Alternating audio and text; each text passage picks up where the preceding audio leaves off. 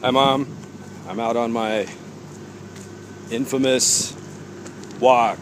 I think I'm actually losing a couple of pounds. So that's good news. I think. I don't get on the scale, but I can kind of feel it. Anyway,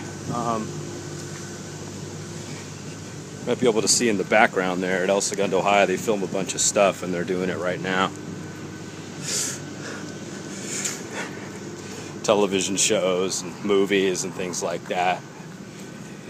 But anyway, I got your email and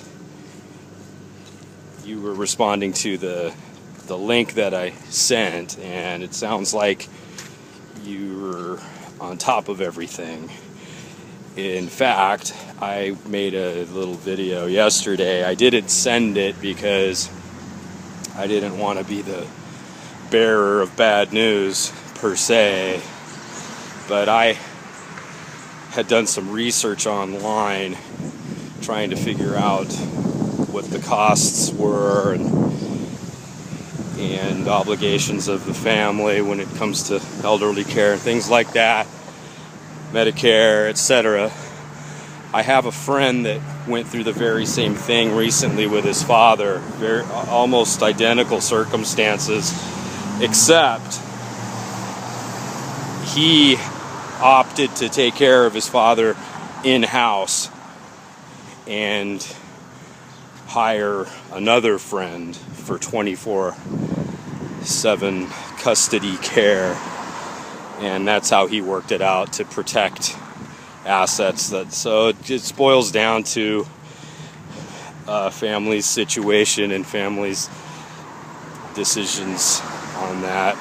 And it doesn't sound like I would have told you anything new. I decided not to send that video because, like I was telling Leanna, based on what I had found and heard from my friend, I told her, I go, whoa, how am I going to tell my mom this? You know, this is heavyweight stuff here. So anyway, there's always light at the end of the tunnel. You know, I think that there are options and tax benefits and things like that, but there's also the heavy obligation of custodial care. Now, on that note, Grandma Tucker, like I said, was in that very same place, and she had no resources whatsoever, and I know nobody else kicked in, so that's where she remained, and that's a big question mark for me, how that happens. I mean, you know, like they say, you can't drain blood from a rock, you know, so since she didn't have anything, they couldn't take anything, but they didn't put her out on the street either. So at any rate, I have some ideas for you. I keep continuing to try to educate myself on the situation. I'm going to the Driftwood tomorrow. I'll let you know how Grandma is, and that's obviously the most important thing. That's really the only option in our case because of Grandma's individual situation. Everybody's different. My friend could care for his father because his father was somewhat coherent and cooperative, and he was still feisty and a big pain in the ass, but it was manageable. And it's for Grandma's situation, it's worth the $5,000-6,000 a month because, like you said, in-home care is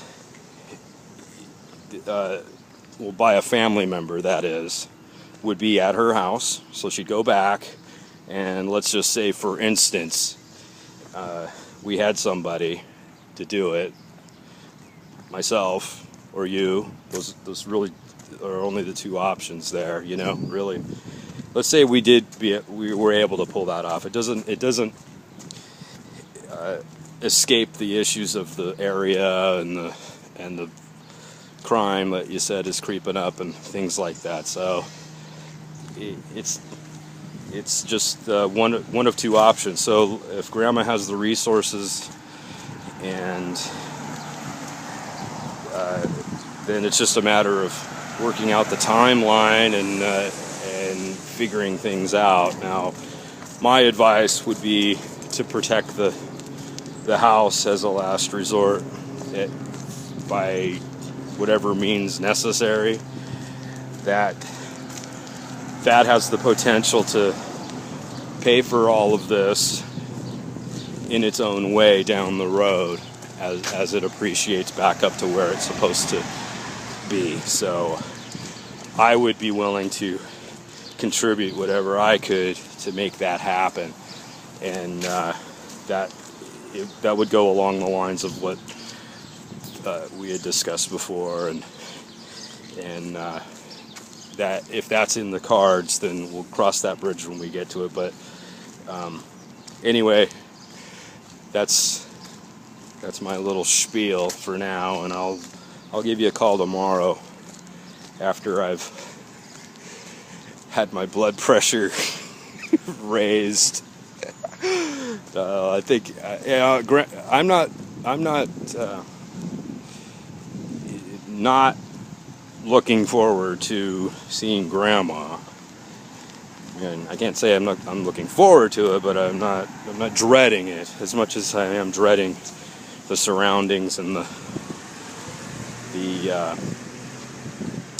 depression that will likely set in when I go there. But it's necessary, and so that's what I'm going to do. And that's about it. So I'll send this off, and we'll take it minute by minute, like I said. But P.S. regarding the house and the maintenance, that's some of the light at the end of the tunnel. That can be handled by myself and Leanna and my little crew that I have access to. It's a bunch of very, very trustworthy and capable handymen and people that could get the place where you need it to be, and we'll take care of that. So the cost would be minimal, so it would be negligible on this end. And as far as taking care of the yard, cleaning it up, basically clearing it out and cleaning it up. If that's where we're at, then I think we should get on top of that ASAP, and we'll talk more about that later. But that's actually a good problem to have in this scenario, so don't stress that one. And anything else we can do, let us know. All right, bye-bye.